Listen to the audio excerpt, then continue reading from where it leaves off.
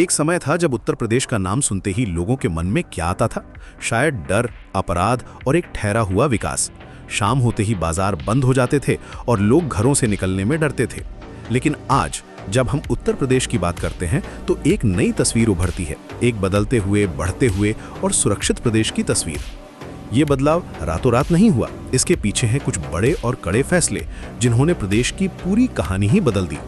चलिए सबसे पहले बात करते हैं कानून व्यवस्था की। सालों तक उत्तर प्रदेश में माफिया और अपराधियों का बोलबाला था। अपहरण, रंगदारी और जमीनों पर अवैध कब्जा एक आम बात बन गई थी। आम आदमी डर के साए में जीता था। इसी माहौल को बदलने के लिए योगी आदित्यनाथ सरकार ने एक सीधी और सख्त नीति अपनाई। माफिया के खिलाफ एक बड़ा अभियान छिड़ा गया। ये सिर्फ छोटे मोटे अपराधियों को पकड़ने तक सीमित नहीं था। बड़े बड़े माफिया सरगनाओं की संपत्तियों पर बुलडोजर चला, उनकी अवैध कमाई को जब्त किया गया और उन्हें सलाखों के पीछे पहुंचाया गया। संदेश बिल्कुल साफ था, अब कानून से ऊपर कोई नहीं है। पुलिस को पूरी छूट दी गई कि वो बिना किसी दबाव के काम करे। इसका असर जमीन पर दिखने लगा। लोगों के मन से डर कम हुआ, व्यापारी बिना किसी खौफ के अपना काम करने लगे और आम नागरिक खुद को ज्यादा सुरक्षित महसूस करने लगा। ये एक ऐतिहासिक बदलाव था जिसने प्रदेश में शांति और व्यवस्था की नींव रखी। और जब कानून का राज मजबूत होता है तो समाज के हर वर्ग को सुरक्षा मिलती है, खासकर महिलाओं को। महिलाओं की सुरक्षा को लेकर एक जीरो टॉलरेंस पॉलिसी अपनाई गई। स्कूल कॉलेज के बाहर या सार्वजनिक जगहों पर लड़कियों से छेड़छाड़ करने वालों पर लगाम कसने के लिए एंटी रोमियो स्क्वाड बनाए गए। इन स्क्वाड्स ने पार्कों, बाजारों और भीड़-भाड़ वाली जगहों पर गश्त करनी शुरू की। इसके अलावा शहरों में सीसीटीवी कैमरों का जाल बिछाया गया ताकि हर गतिविधि पर नजर रखी जा सके। इन कदमों ने महिलाओं और लड़कियों का आत्मविश्वास बढ़ाया। अब वो बिना डरे स्कूल कॉलेज जा सकती हैं, काम पर जा सकती हैं और देर शाम घर से बाहर निकल सकती हैं। ये सिर्फ एक सुरक्षा का एहसास नहीं था, बल्कि ये उनकी आज़ादी और उनके सपनों को पंख देने जैसा था। सुरक्षा और कानून व्यवस्था के साथ साथ उत्तर प्रदेश ने विकास की एक नई उड़ान भी भरी। प्रदेश में इंफ्रास्ट्रक्चर का एक नया दौर शुरू हुआ। एक्सप्रेस वे का एक ऐसा नेटवर्क तैयार किया गया जिसने राज्य के एक कोने को दूसरे कोने से जोड़ दिया।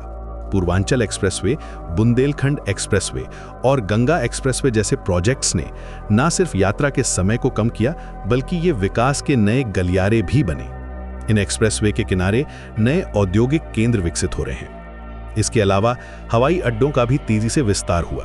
कुशीनगर और अयोध्या जैसे शहरों में नए इंटरनेशनल एयरपोर्ट्स बने, जिससे कनेक्टिविटी और पर्यटन दोनों को बढ़ावा मिला। स्वास्थ्य के क्षेत्र में भी बड़ा काम हुआ। एक जिला एक मेडिकल कॉलेज की नीति के तहत प्रदेश के लगभग हर जिले में नए मेडिकल कॉलेज खोले जा रहे हैं ताकि लोगों को अपने ही शहर में बेहतर इलाज मिल सके। इन सब कोशिशों का नतीजा ये हुआ कि उत्तर प्रदेश में बड़े पैमाने पर इन्वेस्टमेंट आया और आज ये देश की सबसे तेजी से बढ़ती अर्थव्यवस्थाओं में से एक बन गया है। लेकिन ये सब मुमकिन कैसे हुआ? इसके पीछे थी एक मजबूत प्रशासनिक इच्छा शक्ति। सरकारी दफ्तरों में अनुशासन और जवाबदेही तय की गई। अधिकारियों और कर्मचारियों के लिए यह साफ कर दिया गया कि काम में लापरवाही या भ्रष्टाचार बर्दाश्त नहीं किया जाएगा। फाइलों को महीनों तक लटकाए रखने का कल्चर खत्म हुआ और सरकारी योजनाओं को समय पर लागू करने पर जोर दिया गया।